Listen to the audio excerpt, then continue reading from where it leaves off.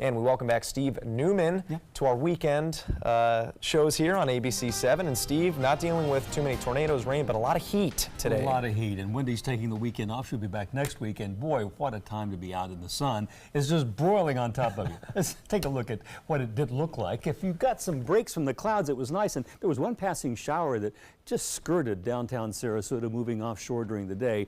It pretty much shows the weather picture all day long with hit and miss showers and temperatures feeling like they're about 100.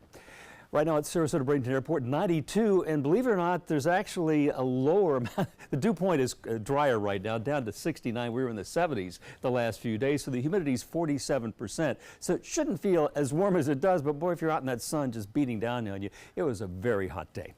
And the flow continues to blow in from the Atlantic, and it was so strong today it actually kept the Gulf Coast sea breeze at bay. It tried to come in, but that flow kept pushing it offshore, so we didn't get that collision of thunderstorms. What we're getting are thunderstorms that are developing in the interior and moving offshore. One in particular was just off of Charlotte Harbor. You can just see it blossoming there. Look at it on radar, and you can see how the lightning during that blossoming happens. Look at it, just an explosion of lightning as it's moving offshore. Models are predicting maybe more storms tonight moving over us, not all that heavy, hit and miss. But that flow is really coming from a slightly different direction. So we're drying out as far as the chance of thunder showers, down to about 30% the next few days. It's a result of this high pressure. The Bermuda High has been drifting northward, and it's so far north now that it's affecting our chance of rain. Also, we saw that severe weather that is ending, and things are drying up all along the Atlantic coast. Out west, it is hot. 83 at Kansas City right now. It's 109 in Phoenix. Very cool in San Francisco with 72, 69 at the airport there. Look how hot, though, it is in the desert. It's 112 at Needles, 110 at Yuma. And that heat goes all the way up California, fueling the fire danger there. And you can see in this GOES satellite image the smoke plume from the Yosemite fire that's closed that national park. Another one up in Redding that caused all that damage, the Carr fire.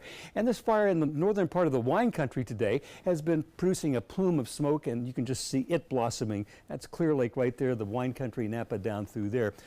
If anything, it's going to get hotter and drier out there. There's no relief for the extreme fire danger out west.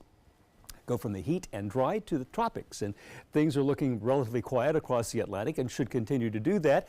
There's a little area of disturbed weather in the Western Caribbean. Does not show any threat of developing into a tropical feature at all, and the Gulf of Mexico also remaining clear. So right now we have no threat of any tropical storm development. We really would expect it to wait until late August into September as we really start to see the tropics heat up. Here's our futurecast through tonight. Once the storms go by, things will calm down. This is noon tomorrow. We'll start off with a dry morning, and then during the afternoon, a repeat of what we're seeing today. And then things calm down Sunday night into Monday morning. And then Monday afternoon, another area of showers and thunderstorms. But it's only about a 30% day to day. If you're on the water tomorrow, get out there far. East wind in the morning, north wind in the afternoon to 5 knots, seas 2 feet or less.